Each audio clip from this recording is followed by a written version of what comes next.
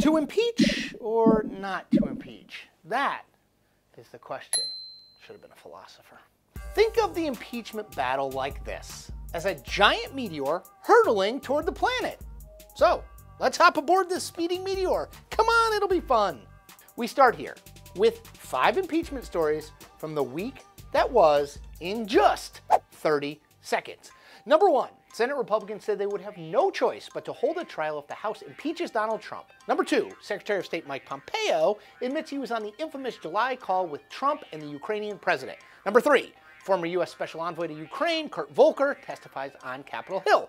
Number 4, the New York Times reports Adam Schiff knew about the whistleblower's accusations before the formal complaint was filed. And number 5, Donald Trump tells reporters he thinks the Ukrainians and the Chinese should be looking into the Bidens.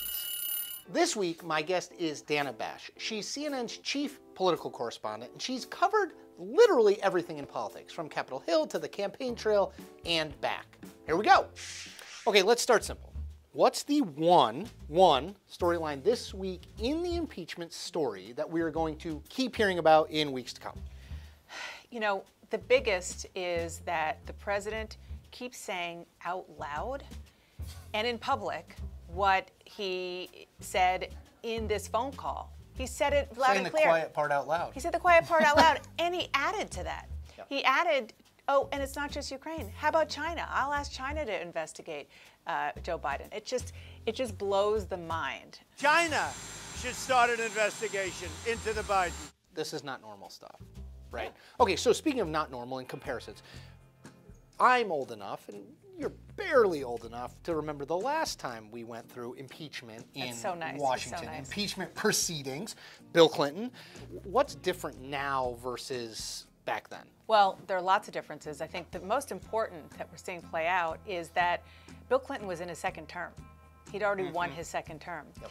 And Donald Trump is not only in his first term, he is actively in a re-election campaign and has a huge apparatus already built up, an enormous war chest built up. $125 million raised in the third quarter alone. Exactly, Stunning. exactly. Yeah. And so they are actively becoming the anti-impeachment political juggernaut team. And so that is the war room that President Clinton had inside the White House because he didn't have a re-election team because it was already done. You mentioned this a little bit.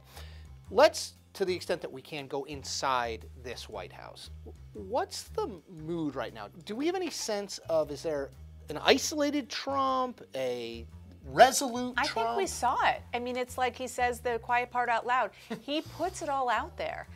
The angry Trump, the exasperated Trump, the unhinged Trump was in the Oval Office with all the cameras there. That's the guy who his aides have to deal with, plus, as he would say. Yep. And I will tell you, in talking to one administration source, there are people inside the White House who are frustrated because they actually think the Bill Clinton model of not giving it more oxygen with a presidential statement and just try to put your head down and do your work and talk about, I don't know, the economy or what he's doing with China or his Medicare plan, and he won't listen. All right, you mentioned reporting. I want to talk about a piece that you wrote this week, which is you haven't heard a lot from Republicans on this Ukraine call, on where it goes from here, on the possibility of the President of the United States being impeached for only the 3rd time in history. Why? And does that dam break? Well, we saw some spin at the beginning. The real Trump loyalists were spinning out of control, that it's a nothing burger, that there's really, it's appropriate.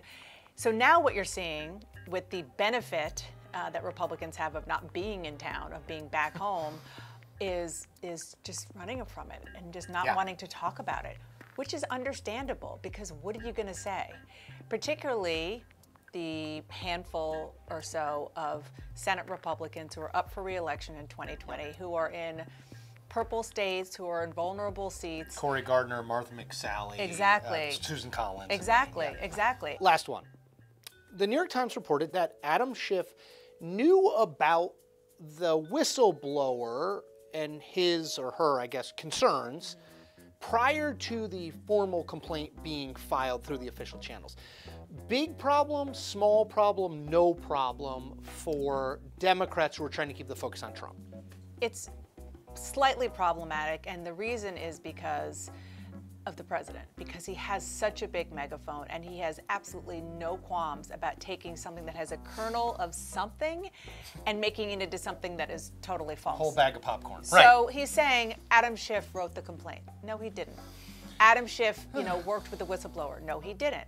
Here's what happened. What happened is that the whistleblower came to the Intelligence Committee that Adam Schiff runs for guidance. We have this. What do we do with it? And the answer was take it to the Inspector General in the Intelligence Committee. Go through this which is official exactly channel. what happened. Even the Senate-run Intelligence Committee, they say that's protocol. He did exactly what should be, and we would have done the same thing over here. So, in the end, in summation, we'll probably wind up coming to this conclusion a lot, folks. We began with Donald Trump and him saying the quiet part out loud, and we end with Donald Trump and his willingness to say the quiet part out loud. Thank you, Dana. Thanks, Chris. And that is the point. Check back at the end of every week for everything you need to know about the ongoing impeachment battle.